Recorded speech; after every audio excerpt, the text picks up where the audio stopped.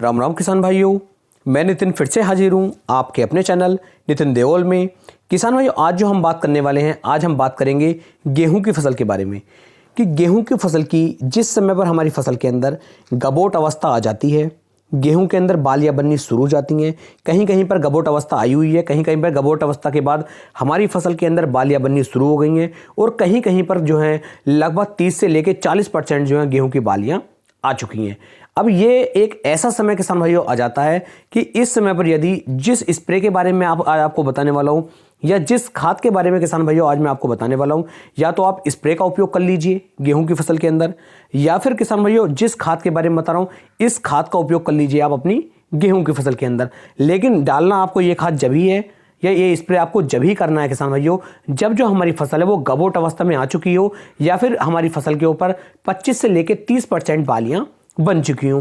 ये एक ऐसा समय किसान भाइयों रहता है, इस समय पर आप अपनी गेहूं की फसल के अंदर थोड़ा सा ध्यान रख लेते हैं।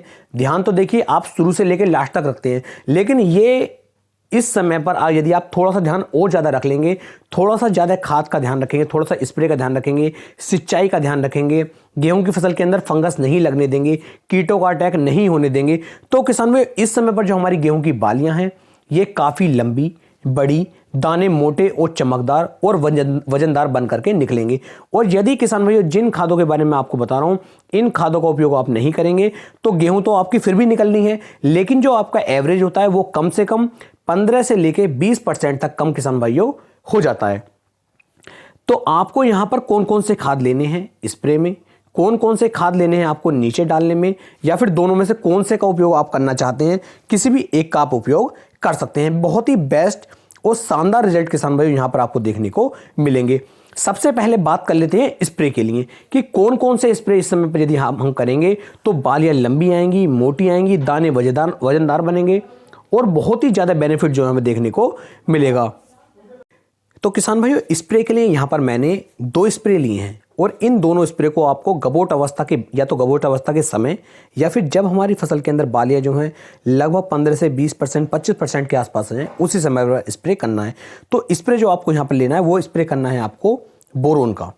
बोरोन किसान भाइयों एक ऐसा तत्व हो जाता है, एक ऐसा खाद हो जाता है कि इसका उपयोग यदि हमें सिर्फ एक ही बार करना होता है। यदि आपने मान लीजिए एनपीके 05234 के साथ मिक्स करके आप बोरोन का स्प्रे कर चुके हैं तो इस समय पर बोरोन का उपयोग आपको बिल्कुल भी नहीं करना है। और यदि आपने अभी तक बोरोन का स्प्रे नहीं किया है तो बोरोन की मात्रा 150 ग्राम प्रति एकड़ के हिसाब से आपको लेनी होगी और 20% वाला जो बोरोन होता है वो किसान भाइयों यहाँ पर आपको लेना है।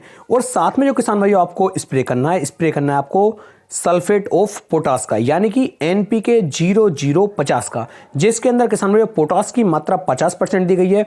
और 50% पोटास होने की वजह से जैसे ही बोरोन और पोटास एक जगह मिक्स होकर के हमारी फसल के ऊपर पड़ते हैं, इनका स्प्रे जैसे ही हमारी फसल को छूता है किसान भाइयों आप विश्वास नहीं करेंगे, गेहूं की जो बालियां होती हैं इनकी लंबाई बढ़नी शुरू हो जाती है, गेहूं के दाने मोटे होने शुरू हो जाते हैं, आकार बढ़ जाता है और दाना जो होता है हमारा ये वजनदार होना शुरू हो जाता है।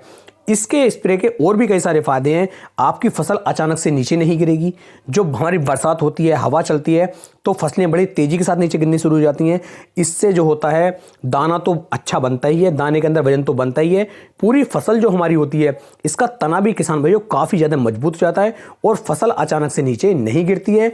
साथ ही साथ बालियों की लंबाई, बालियों की मोटाई बढ़ जाती है और जो आपकी गेहूँ के अंदर चमक आती है वो तो किसान भाइयों उसका तो आप ये मानिए कि उसका तो कुछ कहना ही नहीं है। बहुत ही शानदार तरीके से दाने के ऊपर चमक आ जाती है।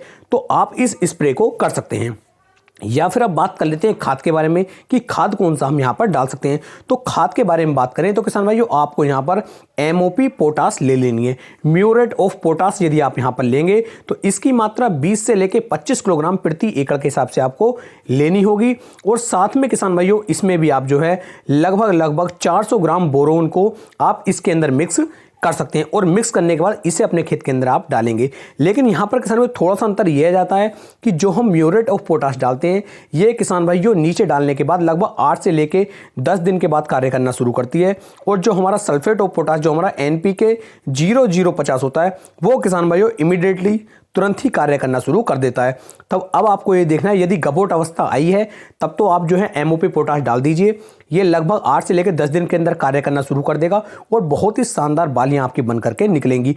और यदि किसान भाइयों बालियां 25 से लेकर 30% के आसपास आ चुकी हैं, तब आपको स्प्रे करना चाहिए, उसके ज़्यादा अच्छे रिजल्ट देखने को मिलेंगे। एक बात का यहाँ पर और ध्यान देना कि खेत के अंदर लगातार नमी बनी रहनी चाहिए। यदि नमी नहीं बनेगी तो दाना सिकुड़ सकता है, दाना काला पड़ सकता है, दाना लाल भी पड़ सकता है और बालियों का जो आकार है वो भी छोटा पड़ सकता है।